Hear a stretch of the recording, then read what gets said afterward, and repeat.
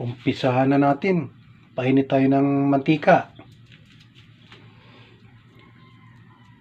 Igisa natin ang luya.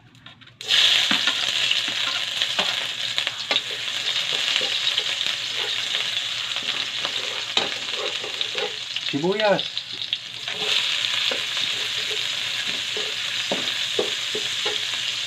Bawang.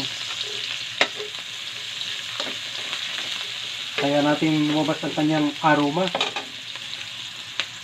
Ilagay na natin ang na-slice natin na carrots.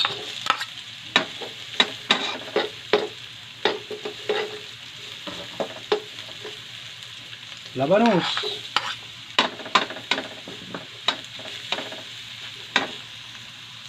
Ilagay na natin ang ating na-marinate na puso at baga ng baboy.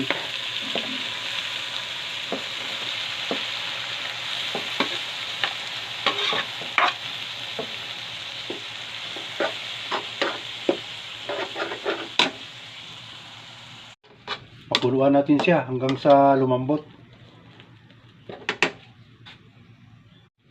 Lagyan natin ng paminta at laurel. Takpan muna natin. Lagyan natin ng atsuete.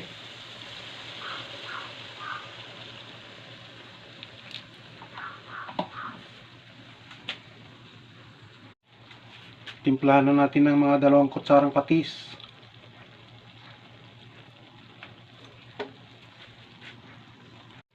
Lagyan natin ng red and green bell pepper.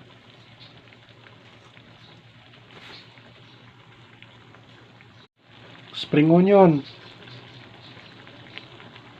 Timplahan na natin kunting bitsin.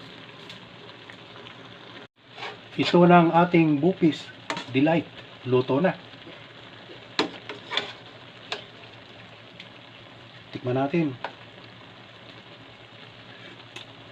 Sarap. Wala ka nang hahanapin pa. Luto na. Pwede na kumain.